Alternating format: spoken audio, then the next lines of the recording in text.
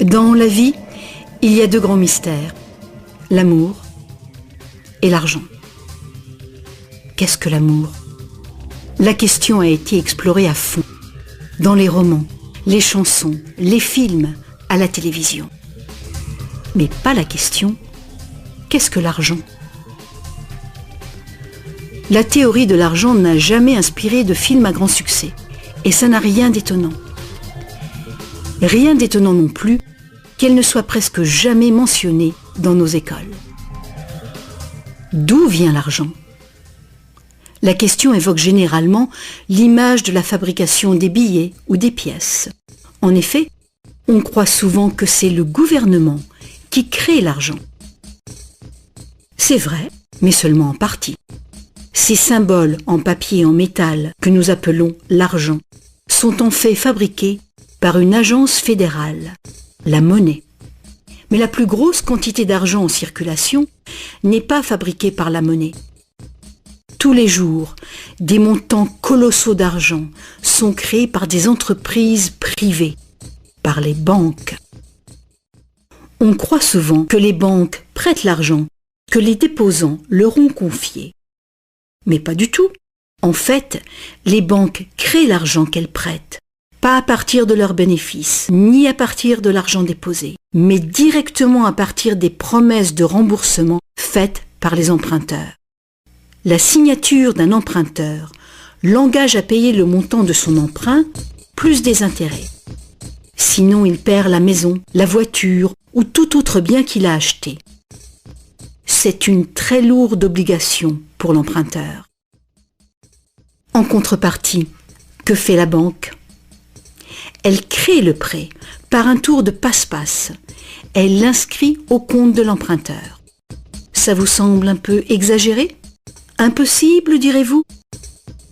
Voyons un peu comment ce miracle bancaire se produit.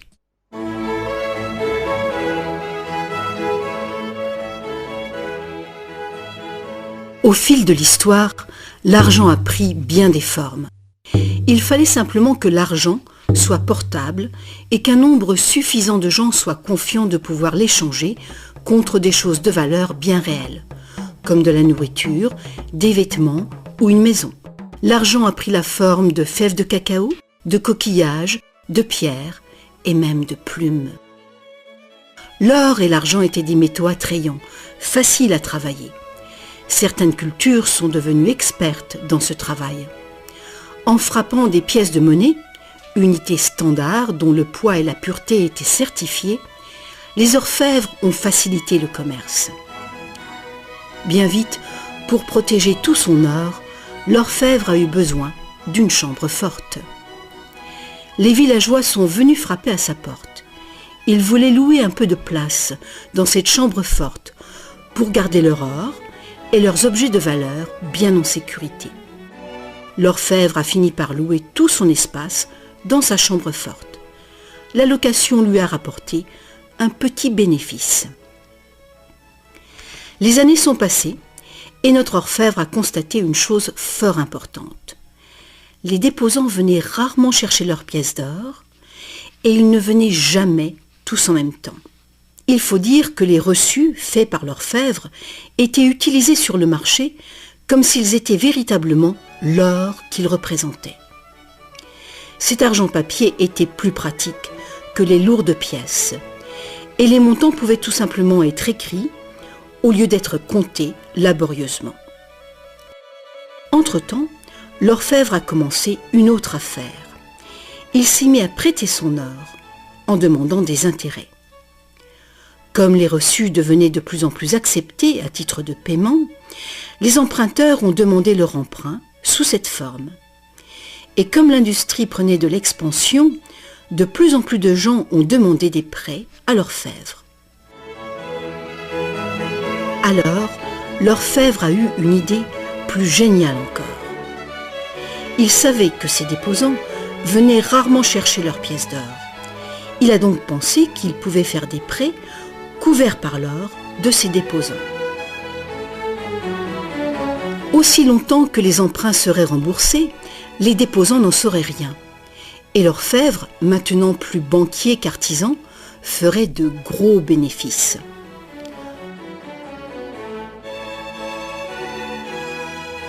Pendant des années, en secret, l'orfèvre a tiré de bons revenus des intérêts sur les dépôts de ses clients. Maintenant gros prêteur, il devenait sans cesse plus riche et il commençait à étaler ses richesses. Les gens l'ont alors soupçonné de dépenser l'argent de ses déposants. Ensemble, ils l'ont menacé de retirer tout leur or si l'orfèvre ne s'expliquait pas sur sa richesse si soudaine. Contrairement à ce qu'on pourrait croire, la situation n'a pas tourné au désastre pour l'orfèvre. Malgré sa duplicité, il a pu montrer que les déposants n'avaient rien perdu. L'or était toujours en sécurité dans la chambre forte. Au lieu de reprendre leur or, les déposants ont demandé à l'orfèvre, devenu leur banquier, de leur verser une partie des intérêts. C'est ainsi que les banques sont nées. Le banquier payait un taux d'intérêt bas sur les dépôts et il faisait payer un dépôt d'intérêt plus élevé sur les prêts. La différence couvrait les frais de fonctionnement et ses bénéfices. La logique du système était simple comme bonjour et semblait être un moyen raisonnable de satisfaire la demande de crédit. Mais les banques ne fonctionnent plus du tout comme ça. L'orfèvre banquier n'était pas du tout satisfait du revenu qui restait après le partage des bénéfices avec ses déposants. La demande de crédit augmentait rapidement, mais ses prêts restaient limités par le montant d'or dans la chambre forte. Alors, une idée plus géniale encore lui est venue à l'esprit. Puisqu'il était le seul à savoir combien d'or il y avait dans la chambre forte, il pourrait prêter des chèques garantis par de l'or qui n'existait même pas. Aussi longtemps que les déposants ne viendraient pas tous en même temps réclamer leur or, personne ne le saurait. Ce nouvel arrangement fonctionnait à merveille et le banquier est devenu immensément riche avec les intérêts payés sur de l'or inexistant. L'idée que le banquier puisse créer de l'argent à partir de rien était trop outrageuse. Longtemps, personne n'a rien soupçonné. Mais le pouvoir d'inventer de l'argent est monté à la tête du banquier. Bientôt, l'importance des prêts et l'opulence du banquier ont déclenché de nouveaux soupçons. Certains emprunteurs ont demandé de l'or véritable plutôt que des chèques, et les rumeurs ont monté. Plusieurs déposants fortunés sont venus réclamer leur or. La fin du jeu était proche. Une foule de gens, brandissant des chèques, se sont rassemblés devant les portes closes de la banque. Hélas, le banquier n'avait pas assez d'or pour couvrir tout l'argent papier qu'il avait émis. Pour la première fois, il y avait une ruée sur la banque. Et c'est un phénomène qui épouvante tous les banquiers. Ce phénomène de retrait massif a ruiné des banques individuelles et a endommagé la confiance du public envers les banquiers. Il aurait été simple alors d'interdire cette pratique de créer de l'argent à partir de zéro. Mais les immenses crédits offerts par les banquiers étaient devenus essentiels à l'expansion du commerce européen. La pratique a donc été légalisée et réglementée. Les banquiers ont accepté de respecter des limites sur les montants d'argent fictifs qu'ils pouvaient prêter. Mais ces montants fictifs restaient bien supérieurs à la valeur réelle de l'or déposé dans la chambre forte. Bien souvent, le taux était de 9 $ fictifs pour 1 $ en or. Des inspections surprises permettaient de faire respecter ces réglementations. Un arrangement a aussi été conclu. En cas de ruée sur une banque, les banques centrales soutiendraient les banques locales en leur prêtant de l'or. La bulle du crédit, créée par les banquiers, ne pourrait pas crever et le système ne pourrait pas s'effondrer, sauf s'il y avait beaucoup de ruées sur les banques en même temps.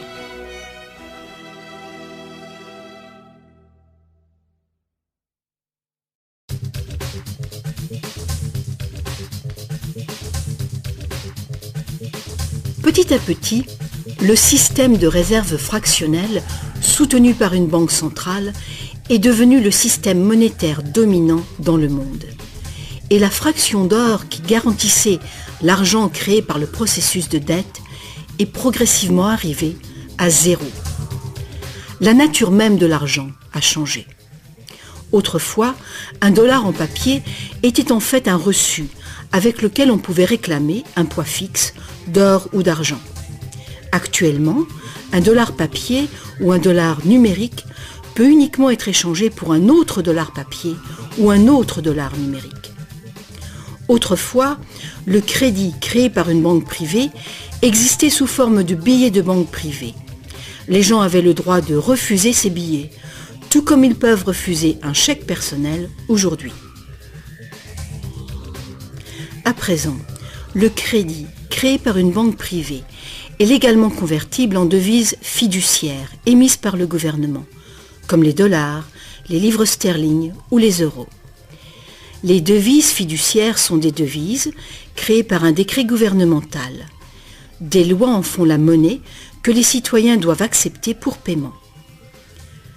Alors la question subsiste. Si les gouvernements et les banques peuvent tout simplement créer de l'argent, combien y a-t-il d'argent dans le monde ?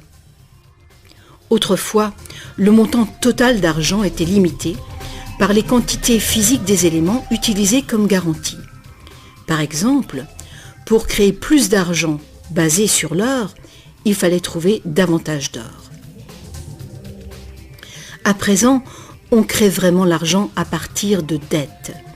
Chaque fois que quelqu'un fait un emprunt à une banque, de l'argent est créé.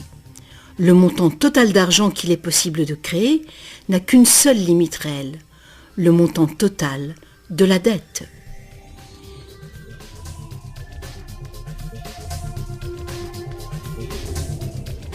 Les gouvernements placent une limite légale sur la création d'argent fictif, en imposant des règles sur les obligations de réserve fractionnelles. Mais ces obligations sont fondamentalement arbitraires. Elles varient d'un pays à un autre, d'une époque à une autre. Longtemps, il a été commun d'exiger que les banques aient au moins $1 en or en réserve pour garantir $10 d'argent-dette. Aujourd'hui, les ratios de réserve minimale ne s'appliquent plus du tout au rapport entre argent nouvellement créé et or en dépôt. Elles s'appliquent uniquement au rapport entre argent nouvellement créé et argent existant. Aujourd'hui, les réserves d'une banque sont faites de deux choses. Le montant en devises bien réelles qu'elle a déposé à la banque centrale et le montant total de son argent-dette. Petite illustration. Imaginons qu'une nouvelle banque vient de démarrer et qu'elle n'a pas encore de déposants. Mais ses investisseurs ont déjà fait un dépôt de réserve de $1111,12 en cash. Le ratio de réserve est de 9 pour 1. Étape numéro 1. La banque accueille son premier client pour un emprunt. Notre client a besoin de $10 000 pour une voiture d'occasion. Avec un ratio de 9 pour 1, la réserve déposée autorise la banque à créer légalement, comme par magie, 9 fois ce montant, soit $10 000. Ces $10 000 n'existent nulle part physiquement. C'est de l'argent nouveau, tout simplement versé au compte de l'emprunteur en tant que crédit. C'est de l'argent dette. L'emprunteur peut faire un chèque pour payer sa voiture. Étape numéro 2. La vendeuse de la voiture dépose les $10 000 d'argent nouveau à sa banque. Contrairement à l'argent déposé à la banque centrale, cet argent nouveau ne peut pas être multiplié par le ratio de réserve. Il doit être divisé par ce ratio. Avec le même ratio de 9 pour 1, il est donc possible de créer un nouveau prêt de $9 000 à partir du premier dépôt de $10 000. Étape numéro 3. Si ces $9 000 sont déposés par une troisième personne, à la même banque ou dans une autre banque, ils permettent légalement un troisième crédit bancaire, cette fois pour $8 100. Comme les poupées russes, qui s'emboîtent et deviennent toujours plus petites, chaque nouveau dépôt peut mener à un prêt toujours plus petit, et cette série décroissante est infinie. Par contre, si l'argent fictif créé par l'emprunt n'est pas déposé à la banque, le processus s'arrête.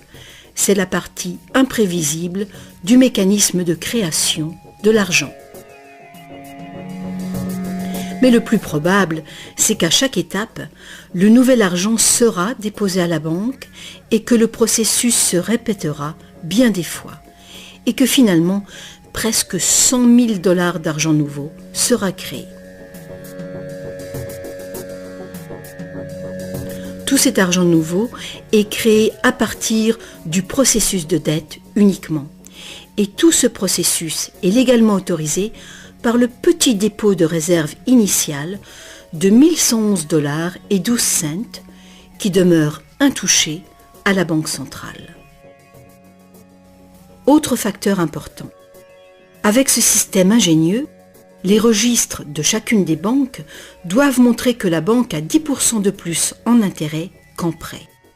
C'est donc un incitatif très fort pour une banque de solliciter des dépôts afin de pouvoir prêter davantage. Tout ceci crée l'idée fausse que l'argent vient des dépôts. À moins que chaque prêt successif ne soit déposé à la même banque, aucune banque ne peut prétendre avoir multiplié sa réserve initiale de presque 90 fois uniquement par des crédits bancaires.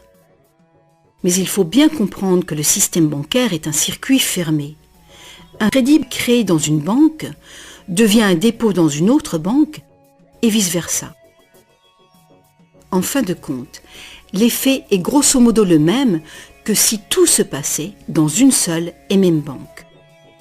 En résumé, la réserve initiale d'un peu plus de 1111 $ à la Banque centrale permet de récolter des intérêts sur des sommes allant jusqu'à 100 000 $, que la banque n'a jamais eu. Ça vous semble absurde?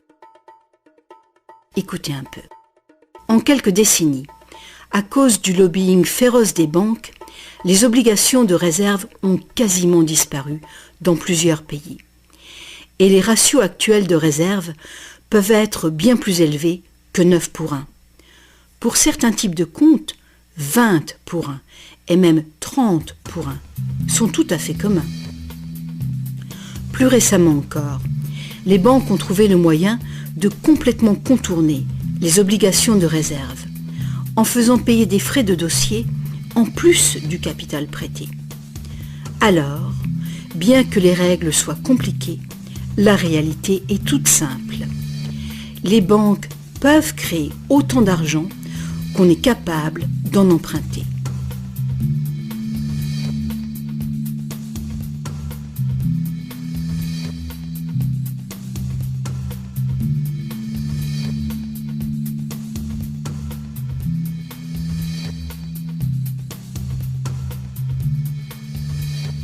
En dépit des images qu'on nous montre, l'argent créé par le gouvernement représente en général moins de 5% de l'argent en circulation. Aujourd'hui, plus de 95% de l'argent a été créé par quelqu'un qui a signé une reconnaissance de dette à une banque. Ces crédits bancaires apparaissent et disparaissent en quantité phénoménale tous les jours, au fur et à mesure que des prêts sont accordés ou remboursés.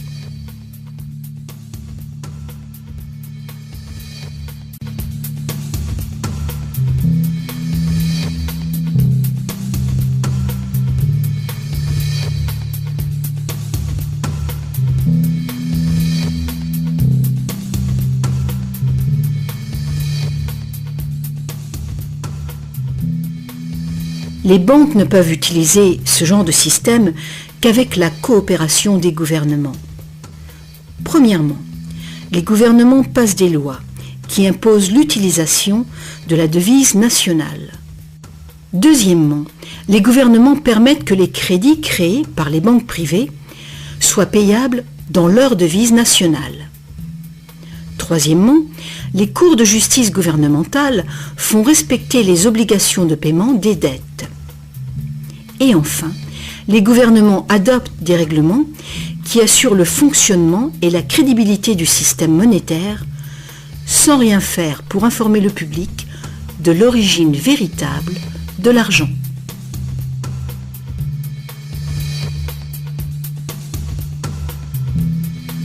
La simple vérité, c'est que quand on signe les papiers d'un emprunt ou d'une hypothèque, la seule chose réelle est notre reconnaissance de dette. Cette reconnaissance de dette est garantie par nos actifs qui seront confisqués si on ne peut pas payer les remboursements. Pour toute personne qui croit que nous allons honorer notre promesse, cet accord de prêt ou d'hypothèque est maintenant un papier échangeable et vendable. Ce papier représente une forme d'argent. L'emprunteur obtient de l'argent grâce à son soi-disant prêt bancaire. Dans le monde réel, un prêt implique que le prêteur a quelque chose à prêter. Si vous avez besoin d'un marteau, ma promesse de vous prêter un marteau que je n'ai pas ne vous servira strictement à rien. Mais dans le monde artificiel de l'argent, la simple promesse faite par une banque de vous prêter de l'argent est considérée comme de l'argent véritable.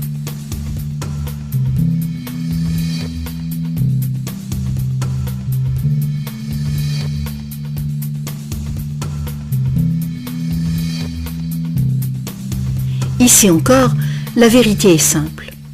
Sans le document signé par l'emprunteur, le banquier n'a rien du tout à prêter.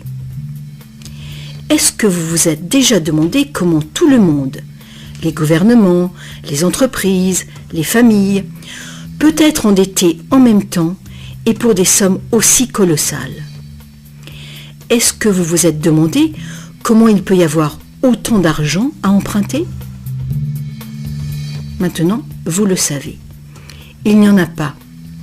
Les banques ne prêtent pas l'argent, elles le créent, et c'est de l'argent dette. Comme la dette est potentiellement illimitée, la quantité d'argent créée est illimitée, elle aussi. Mais l'inverse est vrai également. Vous n'êtes pas étonné qu'en dépit de toutes nos ressources, toutes nos inventions et toute notre productivité, nous soyons presque tous si lourdement endettés, aussi bien les gouvernements que les entreprises et les particuliers? Ah, si seulement les gens cessaient de se demander comment est-ce possible? Comment se peut-il que les gens qui produisent toute la richesse réelle soient endettés envers les gens qui ne font que prêter de l'argent, symbole de cette vraie richesse?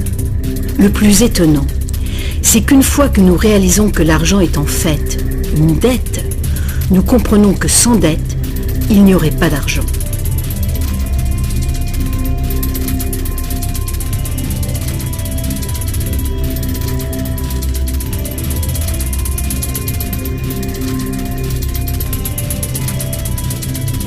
Si toute cette explication est nouvelle pour vous, rassurez-vous, vous n'êtes pas seul.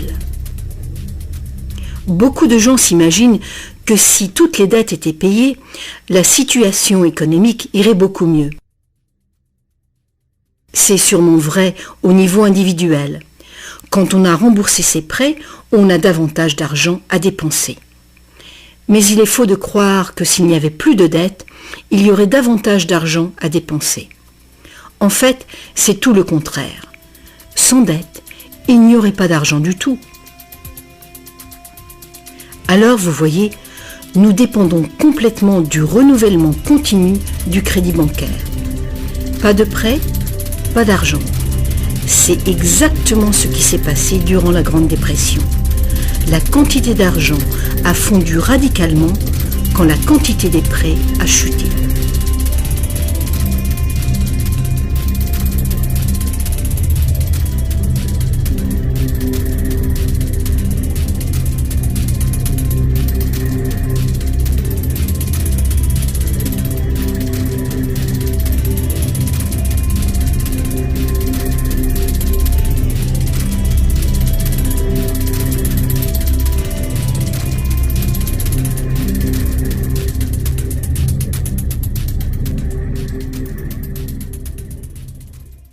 Il faut bien souligner que les banquiers créent uniquement le montant du principal. Ils ne créent pas l'argent qui sert à payer les intérêts. Alors, d'où vient cet argent ? Le seul endroit où les emprunteurs peuvent obtenir de l'argent pour payer les intérêts est l'ensemble des fonds de l'économie générale. Mais presque tous ces fonds ont été créés de la même façon, à partir de crédits bancaires.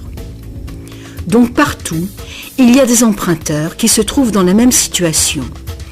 Ils cherchent désespérément l'argent pour rembourser le principal et les intérêts dans une réserve globale d'argent qui ne contient que le principal. Il est tout à fait impossible pour tout le monde de payer le principal plus les intérêts, car l'argent des intérêts n'existe pas. Une formule mathématique simple le montre. Le grand problème, c'est que pour les emprunts à court terme, comme les hypothèques et les emprunts gouvernementaux, où les intérêts dépassent de loin le principal, les risques de saisie et donc les dangers pour l'économie sont très grands, à moins de créer beaucoup d'argent pour payer les intérêts. Pour que la société continue de fonctionner, le taux des saisies doit rester bas. De plus en plus de nouvelles dettes doivent être créées pour trouver l'argent qui servira à payer les dettes précédentes. Alors bien sûr, la dette totale augmente et les intérêts aussi, ce qui cause une escalade exponentielle de l'endettement. Seul le temps qui sépare la création des nouveaux emprunts et leur remboursement empêche le manque d'argent global de mettre le système en faillite. Mais pendant que le monstre du crédit bancaire grossit, le besoin de créer toujours plus d'argent pour le nourrir devient toujours plus urgent. Pourquoi les taux d'intérêt sont-ils si bas ? Pourquoi recevons-nous des cartes de crédit que nous n'avons jamais demandées ? Pourquoi est-ce que le gouvernement dépense plus vite que jamais ? Est-ce que ce ne serait pas pour éviter l'effondrement de tout le système monétaire ? On peut donc se demander, est-ce que ça peut continuer infiniment ? Est-ce qu'un effondrement n'est pas inévitable ?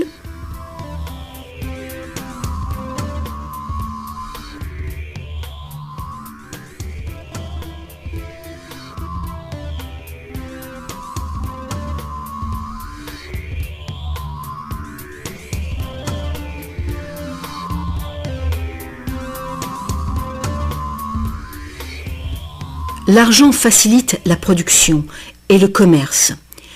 Quand la quantité d'argent augmente, l'argent perd progressivement de sa valeur. C'est l'inflation. À moins que le volume de production et de commerce dans le monde réel augmente proportionnellement pour compenser cette augmentation. Ajoutez à cela que quand on parle d'une croissance économique de 3% par an, par exemple, on pourrait croire que c'est un taux constant. Eh bien pas du tout. Les 3% de cette année représentent plus de matériaux, plus de produits, plus de services que les 3% de l'année précédente, car il s'agit de 3% d'un nouveau total. Ce n'est donc pas une ligne plate, continue, mais une courbe exponentielle de plus en plus raide. Le véritable problème est qu'une croissance perpétuelle de l'économie réelle exige une escalade perpétuelle de la consommation des ressources et de l'énergie. De plus en plus de choses doivent passer de l'état de ressources naturelles à celui d'ordures, année après année, juste pour éviter l'effondrement du système. La situation est grave, très grave. Alors quoi faire ? Pour commencer, un concept radicalement différent de l'argent s'impose.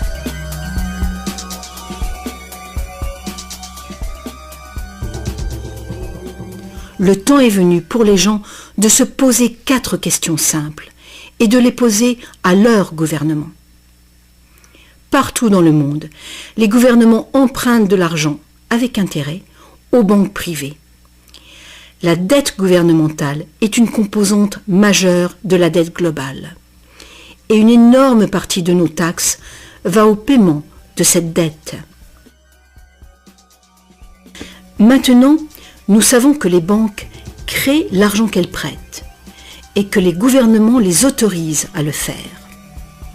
Nous savons aussi que les gouvernements créent les devises par décret et qu'ils ont au moins le même droit que les banques de créer leur propre argent. Alors, première question.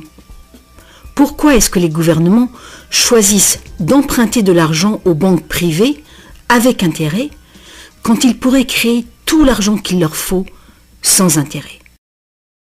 Deuxième question. Pourquoi créer de l'argent à partir du processus de dette? Pourquoi pas créer de l'argent qui circule en permanence et qui ne doit pas sans cesse être réemprunté pour exister? Troisième question. Comment un système monétaire fondé sur l'accélération perpétuelle de la croissance peut-il servir à construire une économie durable? N'est-il pas évident qu'une croissance en accélération perpétuelle est incompatible avec la durabilité? Et finalement, pourquoi notre système actuel dépend-il entièrement d'une croissance perpétuelle? Que faut-il changer pour créer une économie durable?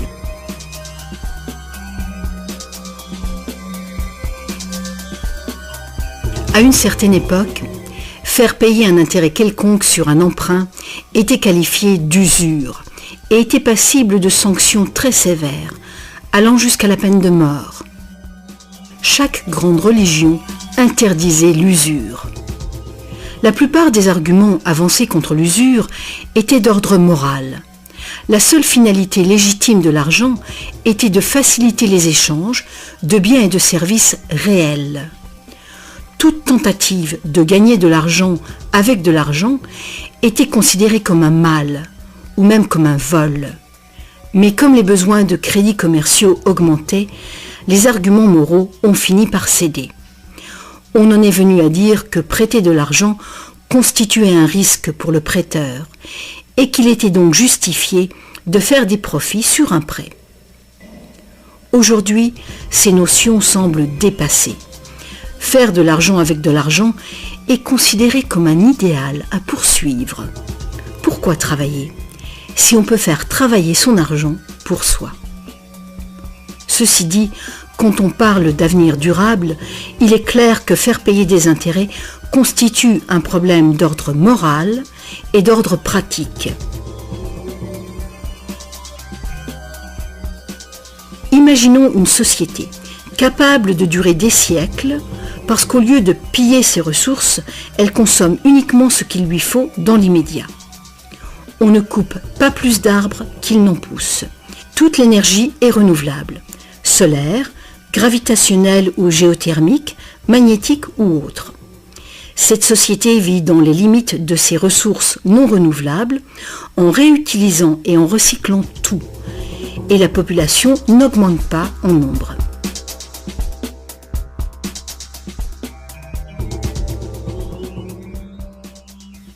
Cette société ne pourrait jamais fonctionner avec un système monétaire qui dépend complètement d'une croissance en accélération perpétuelle. Une économie stable aurait besoin d'une quantité d'argent qui puisse rester stable. Imaginons que cette quantité totale d'argent stable est représentée par ce grand cercle.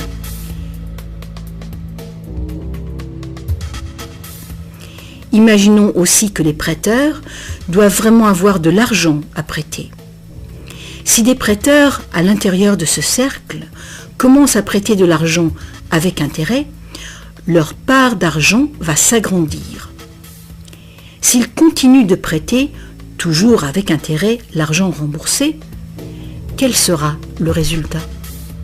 Que l'argent vienne de l'or, d'un décret gouvernemental ou d'une dette, les prêteurs vont s'accaparer la totalité de l'argent. Et après toutes les saisies, toutes les faillites, ils seront propriétaires de tous les biens immobiliers. Pour régler ce problème, il faudrait que les gains résultant des prêts avec intérêt soit distribuée également parmi la population. Une taxation lourde des bénéfices bancaires pourrait être une solution. Mais alors, quel intérêt les banques auraient-elles d'être en affaires? Si nous pouvions un jour nous libérer de cette situation, nous pourrions imaginer les banques comme des services sans but lucratif, qui travailleraient au service de la société. Les banques verseraient des dividendes universels aux citoyens ou prêteraient carrément sans intérêt du tout.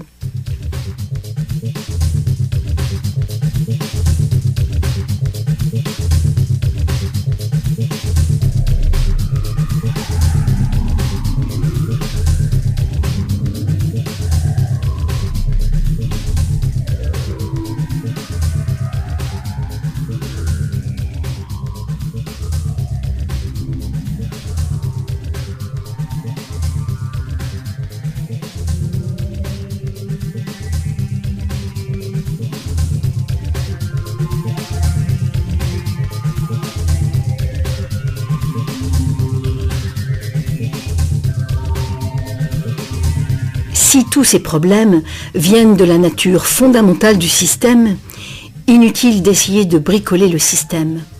Il faut le remplacer. Beaucoup de critiques réclament un retour à l'étalon or, disant qu'il a fait ses preuves de fiabilité. Ils ignorent les arnaques qui peuvent être commises avec l'or. Limer les pièces, altérer le métal, le déprécier, accaparer le marché. Bref, toutes les pratiques déjà utilisées du temps de l'ancienne Rome qui ont contribué à sa chute.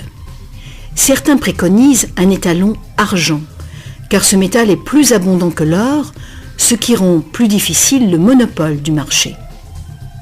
Mais beaucoup de gens questionnent la pertinence de revenir aux métaux précieux. L'idée de porter de gros sacs pleins de pièces n'enchante personne. L'argent papier, l'argent numérique, le plastique, ou plus probablement l'argent biométrique, seront les moyens d'échange. Et ils présentent ce potentiel de créer de l'argent dette en quantité illimitée.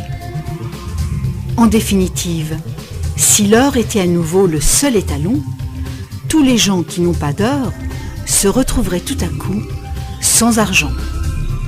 D'autres partisans des réformes monétaires ont conclu que l'avarice et la malhonnêteté sont les principaux problèmes et qu'il y a sans doute de meilleurs moyens de créer un système monétaire équitable et honnête sans passer par l'argent ou l'or. Des esprits inventifs ont proposé une variété d'options. Beaucoup de systèmes de troc privés créent de l'argent dette, mais ils le font ouvertement, sans intérêt. Un exemple est le système de troc où la dette est exprimée en promesse d'heures de travail. Tout travail est évalué de manière égale en dollars qui ont une équivalence en biens réels. Les frais du système sont couverts par des honoraires et non pas par des intérêts. Ce genre de système monétaire peut être mis en place par toute personne capable de concevoir un moyen de comptabiliser et de trouver des participants dignes de confiance. Mettre en place un système de troc local est une bonne mesure de planification d'urgence pour une communauté, même si ce système n'est guère utilisé actuellement. La réforme monétaire, comme la réforme électorale, est un vaste sujet qui exige une volonté de penser autrement et de changer. La réforme monétaire, comme la réforme électorale, ne sera pas facile, car les intérêts puissants qui bénéficient du système feront l'impossible pour conserver l'avantage. Sachant que l'argent n'est qu'une idée, et qu'en réalité, l'argent est uniquement ce qu'on fait de lui, voici une option simple à considérer. Le modèle suivant est basé sur des systèmes qui ont fait leurs preuves en Angleterre et en Amérique, mais qui ont été déstabilisés et détruits par les banquiers et leurs réserves fractionnelles. Pour créer une économie basée sur de l'argent permanent et libre d'intérêt, il suffirait que le gouvernement crée de l'argent et le dépense dans l'économie, de préférence dans des infrastructures durables comme les routes, les chemins de fer, les ponts, les ports et les marchés publics.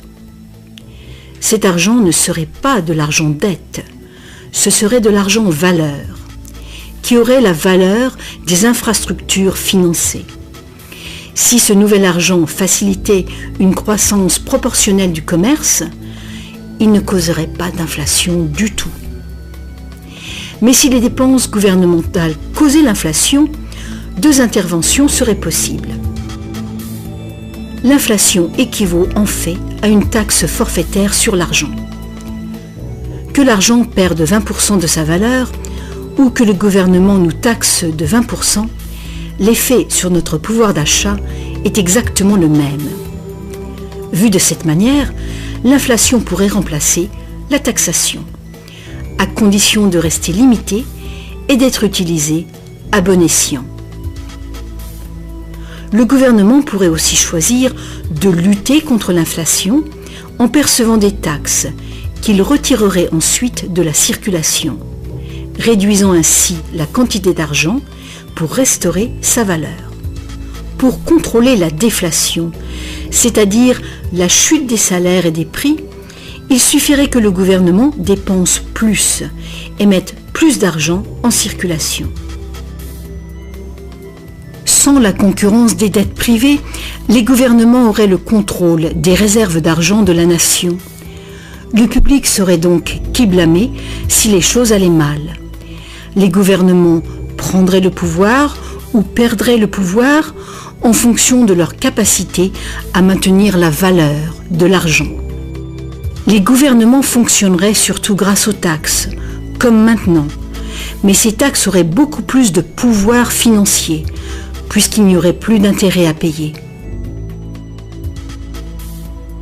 Il n'y aurait plus de dette nationale si le gouvernement crée uniquement l'argent dont il a besoin. Notre servitude collective et perpétuelle envers les banques, à cause de la dette gouvernementale, prendrait fin.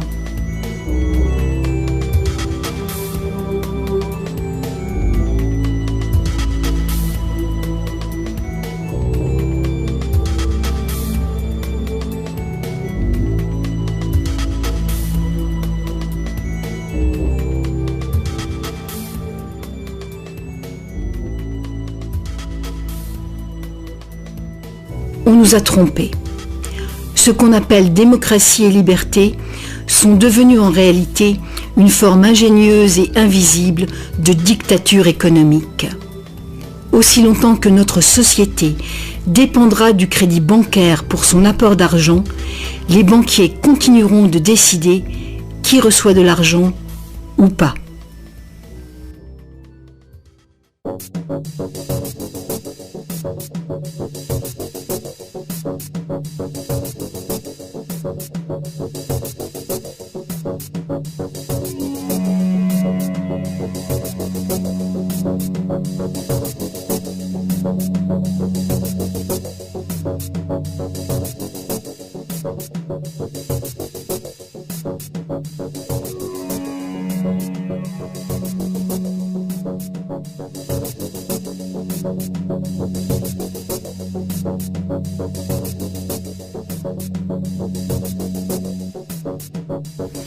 Peu de gens savent aujourd'hui que l'histoire des États-Unis, depuis la Révolution de 1776, a été en grande partie une lutte épique pour se libérer du contrôle des banques mondiales dominées par les Rothschild.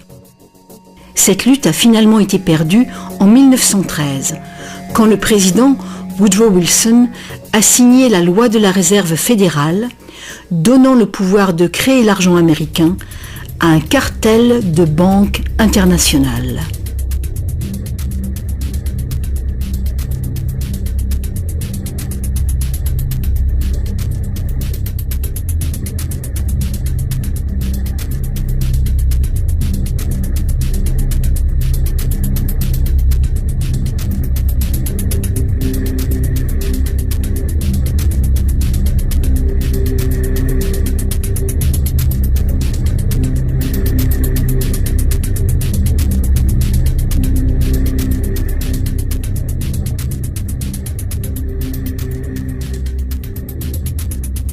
Le pouvoir de ce système est profondément ancré et le silence des médias et du monde de l'éducation à ce sujet est profond, lui aussi. Il y a des années, un vice-premier ministre du Canada a fait un sondage informel auprès de nombreux professionnels bien éduqués et auprès de simples citoyens. Il a constaté qu'aucun d'eux ne comprenait vraiment comment l'argent était créé. En fait, on peut probablement dire que la majorité des gens, y compris les simples employés des banques, n'ont jamais réfléchi à la question. Et vous ?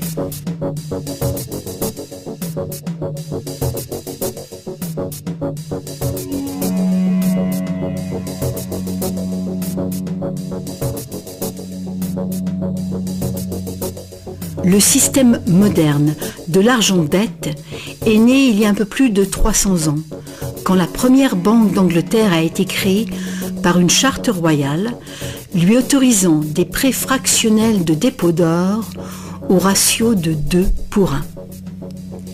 Ce modeste ratio était le premier pas. Le système est maintenant mondialisé. Il crée des quantités virtuellement illimitées d'argent à partir de rien. Et presque tout le monde sur la planète est enchaîné à une dette sans cesse grandissante, qui ne pourra jamais être repayée. Est-ce que tout cela serait arrivé purement par accident ? Ou est-ce qu'il y a conspiration ? De toute évidence, l'enjeu est considérable.